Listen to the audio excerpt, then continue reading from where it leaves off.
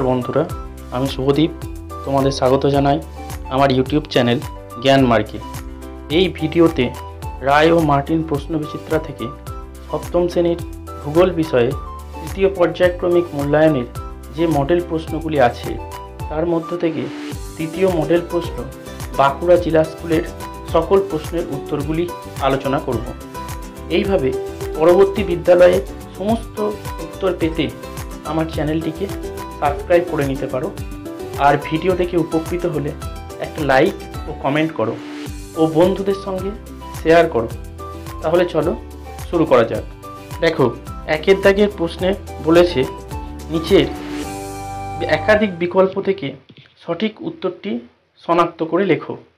একের এক বলেছে যে কাল্পনিক রেখার উপর ভর করে পৃথিবী পাক খায় তা হলো, এখানে অপশন ডি হবে পৃথিবীর অক্ষ।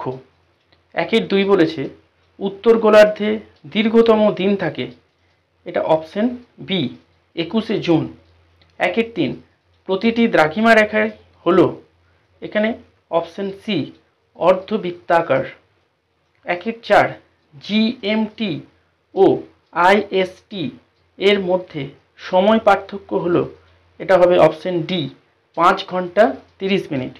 একের পাঁচ সমুদ্রপৃষ্ঠে বায়ুর স্বাভাবিক চাপ হলো, এটা হবে অপশন বি 1013.25 মিলিবার। একের ছয় বায়ু যখন শীতল হয় তখন তার চাপ, এটা হবে অপশন এ বেড়ে যায়। একের সাত ছোটনাগপুর মালভূমি হলো এক ধরনের ডি, অপশন হবে ডি ব্যবচ্ছিন্ন মালভূমি।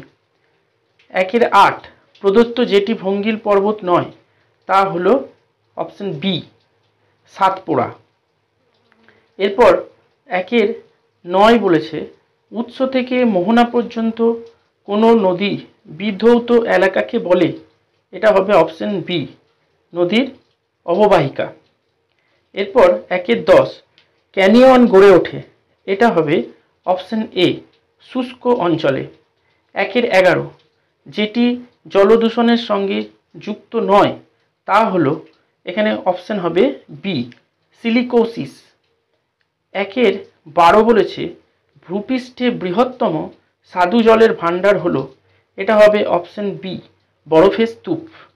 একের 13 বলেছে ইউক্রেনের চেরনোবিল বিপর্যয় যে সালে ঘটেছিল তা হলো 1986, অপশন সি। একের 14 প্রদত্ত যেটি মাটি দূষণের সঙ্গে যুক্ত নয় তা হলো, এটা হবে অপশন ডি সবকটি, অর্থাৎ শিল্পায়ন, নগরায়ন ও আধুনিক কৃষিকাজ সবগুলি মাটি দূষণের সঙ্গে যুক্ত। একের 15 বলেছে ইউরোপের বৃহত্তম হ্রদ হলো, এটা হবে অপশন সি ল্যাডোগা। একের 16 রুড়ে রানী হলো, এটা অপশন বি এসেন। এরপর দুইয়ের বলেছে নিচের বিবৃতিগুলি শুদ্ধ বা অশুদ্ধ লেখো। দুইয়ের এক বলেছে দ্রাঘিমা রেখাগুলি পরস্পর সমান্তরাল নয়, এটা শুদ্ধ। দুইয়ের দুই নিম্নচাপের বায়ু সাধারণত ভারী হয়, এটা হবে অশুদ্ধ। দুইয়ের তিন স্তূপ পর্বত বহির্জাত প্রক্রিয়ায় গড়ে ওঠে, এটা অশুদ্ধ। দুইয়ের চার জলদূষণের ফলে ফ্লুরোসিস রোগ হয়, এটা শুদ্ধ। দুইয়ের পাঁচ লন্ডন অববাহিকার প্রধান নদী হলো রাইন, এটা অশুদ্ধ। তিনের বলেছে উপযুক্ত শব্দ বসিয়ে শূন্যস্থান পূরণ করো। তিনের এক বলেছে পৃথিবীর অক্ষের প্রান্ত দুটি হলো, এটা হবে মেরু ড্যাশ, উত্তর হবে মেরু।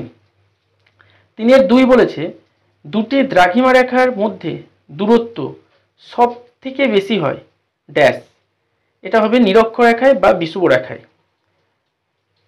তিনের তিন বলেছে শুষ্ক বায়ুর থেকে আর্দ্র বায়ু ড্যাশ হয়, এটা হবে হালকা হয়। তিনের চার বলেছে ভূপৃষ্ঠের স্থলভাগের ড্যাশ শতাংশ অংশে নদীর কাজ দেখা যায়, এটা স্থলভাগের 70% অংশে নদীর কাজ দেখা যায়। 3-এর 5 বলেছে প্লাস্টিক ড্যাশ দূষণের অন্যতম প্রধান দূষক, এটা হবে মৃত্তিকা দূষণের। আর 3-এর 6 বলেছে ড্যাশ হলো পোল্ডার ভূমির বৃহত্তম শহর, এটা হবে আমস্টারডাম। এরপর 4-এর বলেছে একটি বা দুটি শব্দে উত্তর দাও। 4-এর 1, বছরের কোন মাসে আমরা সূর্যের সব থেকে কাছে আসি? উত্তর হবে জানুয়ারি মাসে। আচ্ছা, 4-এর 2, চীনের হোয়াংহো অববাহিকায় কোন সমভূমি গড়ে উঠেছে? এটা হবে লোয়েস সমভূমি। 4-এর 3, আন্তর্জাতিক নদী কাকে বলে? উত্তর হবে যেসব নদী পৃথিবীর একাধিক দেশের মধ্য দিয়ে প্রবাহিত হয় তাদের আন্তর্জাতিক নদী বলে, যেমন ব্রহ্মপুত্র। এরপর 4-এর 4 বলেছে ইউরোপের কোন অংশে তুন্দ্রা জলবায়ু দেখা যায়? উত্তর হবে উত্তরাংশে। 4-এর 5, রুর অঞ্চলের প্রধান খনিজ সম্পদ কোনটি? উত্তর হবে কয়লা। এরপর বলেছে 5-এর নিম্নলিখিত প্রশ্নগুলির সংক্ষিপ্ত উত্তর দাও। 5-এর 1, অন্তর্জাত প্রক্রিয়া কাকে বলে? উত্তর হবে পৃথিবীর অভ্যন্তরে ভূমিরূপ গঠনকারী যেসব প্রক্রিয়াগুলি কাজ করে তাদের অন্তর্জাত প্রক্রিয়া বলে। এর উদাহরণ হবে অগ্ন্যুৎপাত ও ভূমিকম্প। 5-এর 1-এর অথবা বলেছে গ্লোবাল পজিশনিং সিস্টেম বা জিপিএস বলতে কি বোঝো? উত্তর হবে উপগ্রহ ব্যবস্থাকে কাজে লাগিয়ে পৃথিবীর যে কোনো স্থানের অক্ষাংশগত ও দ্রাঘিমাংশগত অবস্থান এবং সমুদ্রপৃষ্ঠ থেকে স্থানটির উচ্চতা নির্ণয়ের ব্যবস্থাকে বলে জিপিএস। 5-এর 2 বলেছে আইসোবার বা সমচাপ রেখা কি? উত্তর হবে একটি নির্দিষ্ট সময়ে পৃথিবীর যে সকল স্থানে একই উষ্ণতা থাকে সেই স্থানগুলিকে মানচিত্রে কাল্পনিক রেখার সাহায্যে যুক্ত করে যে গোলাকার রেখাগুলি পাওয়া যায় তাদের সমচাপ রেখা বলে। তোমরা ছবিটাও দেখে নাও। এরপর দেখো বলেছে 5-এর 2-এর অথবা প্লাবনভূমি কাকে বলে? উত্তর হবে বহন ক্ষমতার বাইরে নদীতে জল প্রবাহ হলে, অর্থাৎ বর্ষাকালে যখন নদীতে প্রচুর জলের যোগান হয় তখন নদীর দুকুল ছাপিয়ে বন্যা হয় এবং বিস্তীর্ণ অঞ্চল জলমগ্ন হয়ে পড়লে সেই এলাকাকে বলা হয় প্লাবনভূমি। এরপর বলেছে 5-এর 3, দেখো বলেছে অ্যাসিড বৃষ্টি কি? উত্তর হবে কলকারখানা, যানবাহন প্রভৃতি উৎস থেকে নির্গত সালফার ডাইঅক্সাইড, নাইট্রোজেন অক্সাইড ইত্যাদি গ্যাসগুলি বাতাসের জলীয় বাষ্পের সঙ্গে বিক্রিয়া করে সালফিউরিক নাইট্রিক অ্যাসিড সৃষ্টি করে এবং বৃষ্টির জলের অ্যাসিডগুলি ভূপৃষ্ঠে নেমে এলে সেই, অর্থাৎ এটা উত্তর হতো বৃষ্টির সাথে অ্যাসিডগুলি ভূপৃষ্ঠে নেমে এলে সেই ঘটনাকে অ্যাসিড বৃষ্টি বলে। এরপর বলেছে 5-এর 3-এর অথবাটা দূষক কাকে বলে? উত্তর হবে যে সকল বস্তুগুলি দূষণ সৃষ্টি করে তাদের দূষক বলে। এই দূষকগুলি কঠিন, তরল বা গ্যাসীয়, আবার এমনও দূষক হতে পারে যেগুলো স্পর্শহীনও হতে পারে, অর্থাৎ যাদেরকে আমরা অনুভব করতে পারি কিন্তু যাদেরকে ছুঁয়ে উপলব্ধি করতে পারি না, সেরকম দূষকও হতে পারে, যেমন নোংরা আবর্জনার জন্য দৃশ্য দূষণও ঘটতে পারে। এরপর দেখো 5-এর 4-এর বলেছে পোল্ডার ভূমি কি? উত্তর হবে নেদারল্যান্ড দেশটির উত্তর পশ্চিমে জুইডারজি উপসাগরে বিশাল অগভীর জলভাগে উঁচু কংক্রিটের বাঁধ দিয়ে মাটির ভরাট করে নতুন জমি তৈরি করা হয়েছে। সমুদ্র থেকে উদ্ধার করা এইসব নিচু সমতল ভূমিকে পোল্ডার ভূমি বলে। 5-এর 4-এর অথবা বলেছে ইউরোপের সরলবর্গীয় বনভূমির দুটি বৈশিষ্ট্য লেখো। তাহলে উত্তর হবে 1, এই বনভূমির গাছগুলি সাংকোব এবং পাতাগুলি সূচাগ্র হয়। 2, এই বনভূমির তলদেশগুলি পরিষ্কার থাকে, এখানে নরম কাঠের গাছগুলি যেমন পাইন, ফার, স্প্রুস এই গাছগুলি দেখা যায়। 6-এর বলেছে নিম্নলিখিত প্রশ্নগুলির উত্তর দাও। 6-এর 1 বলেছে জল দূষণ নিয়ন্ত্রণের 3টি পদ্ধতি লেখো। তাহলে উত্তর হবে 1, শিল্প কলকারখানা থেকে নির্গত বর্জ্য জল সরাসরি নদী বা সমুদ্রে না ফেলা। 2, কৃষিক্ষেত্রে রাসায়নিক সার ও কীটনাশকের ব্যবহার বন্ধ করা। 3, নদী, পুকুর, জলাশয়ে গবাদি পশু স্নান ও কাপড় কাচা বন্ধ করতে হবে। এরপর 6-1 অথবা বলেছে মাটি দূষণের 3টি কারণ লেখো। উত্তর হবে 1, কৃষিকাজে সার ও কীটনাশকের ব্যবহার।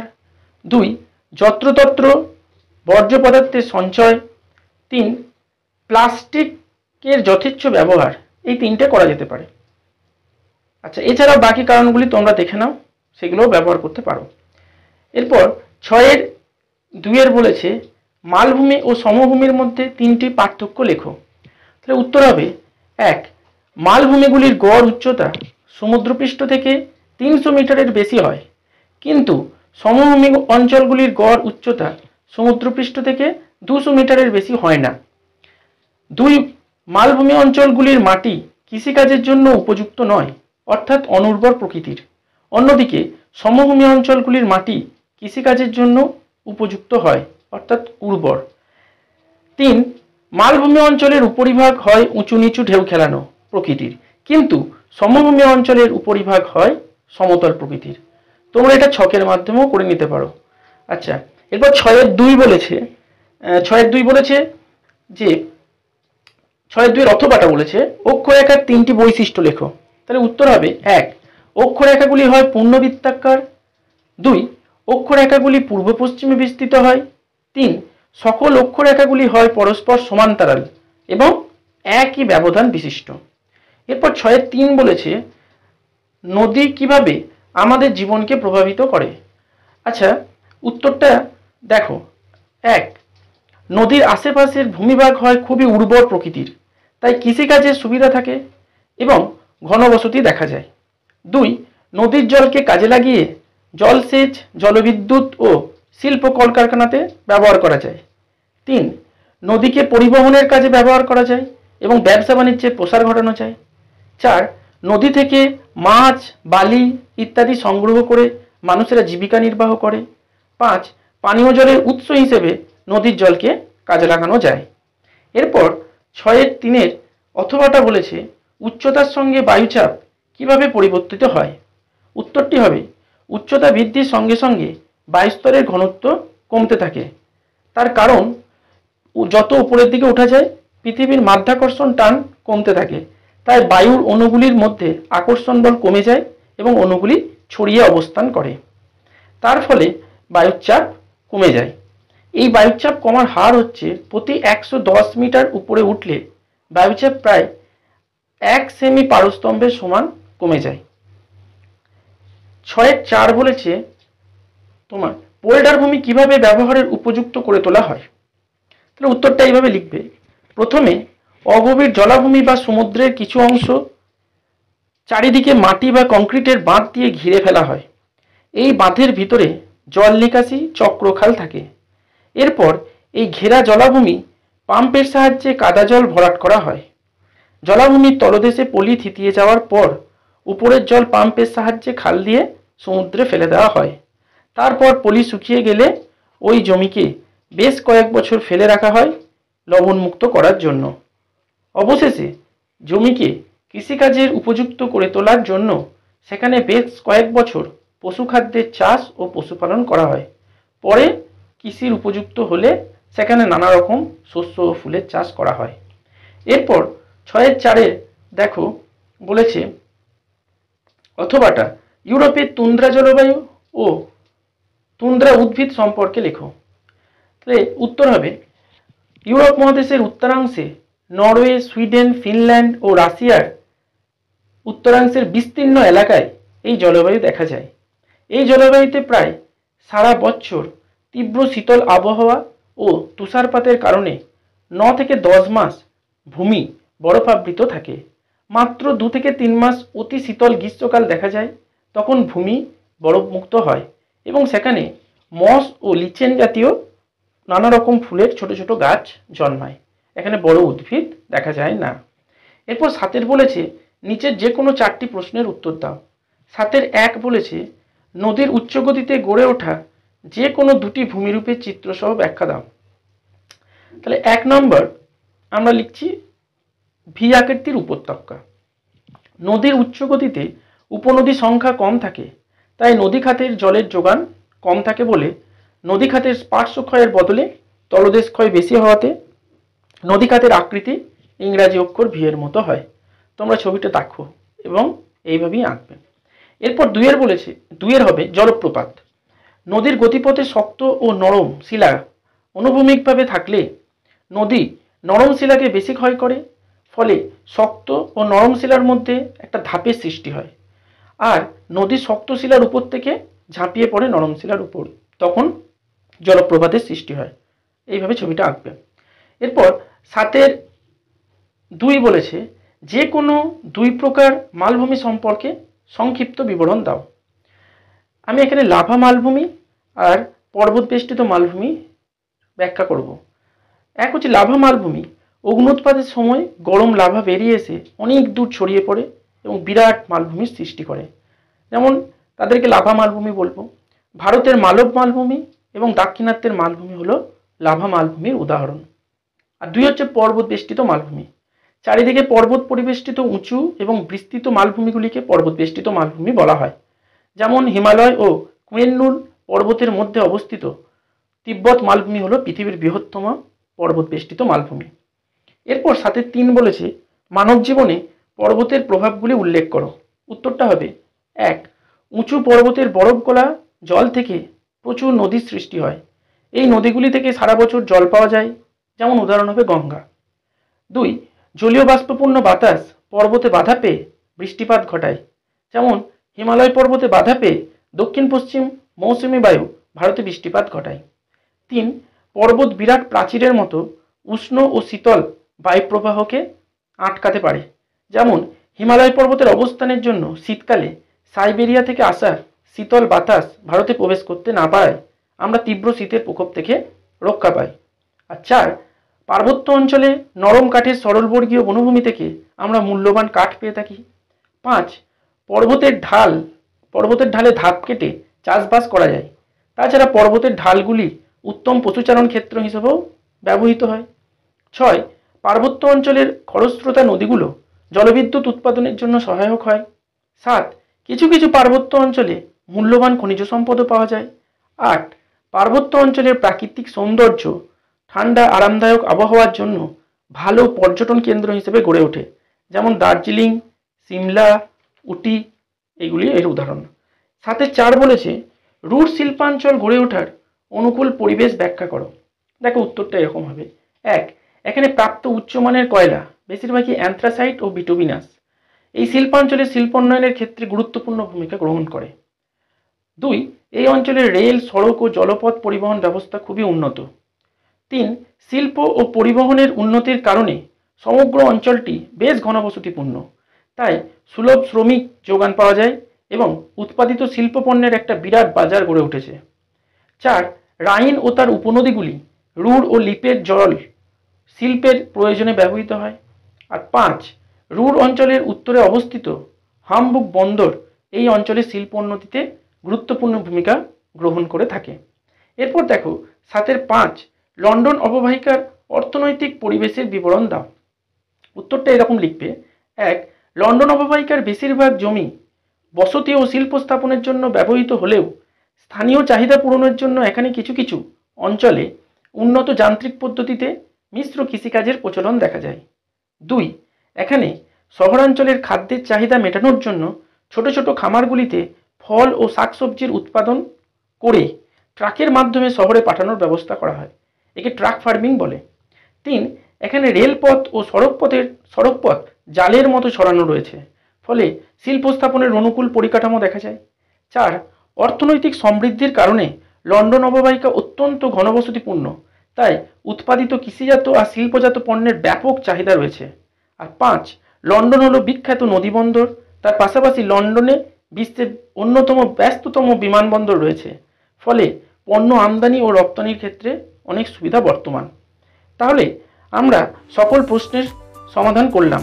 এইভাবে পরবর্তী মডেল প্রশ্নের উত্তরগুলি পেতে দয়া করে চ্যানেলটিকে সাবস্ক্রাইব করে বেল আইকনটা প্রেস করে অল নোটিফিকেশন অন করে দেবে, যাতে পরের ভিডিওর নোটিফিকেশন সবার আগে পেতে পারো। আমার ভিডিওটা সম্পূর্ণ দেখার জন্য ধন্যবাদ। নমস্কার।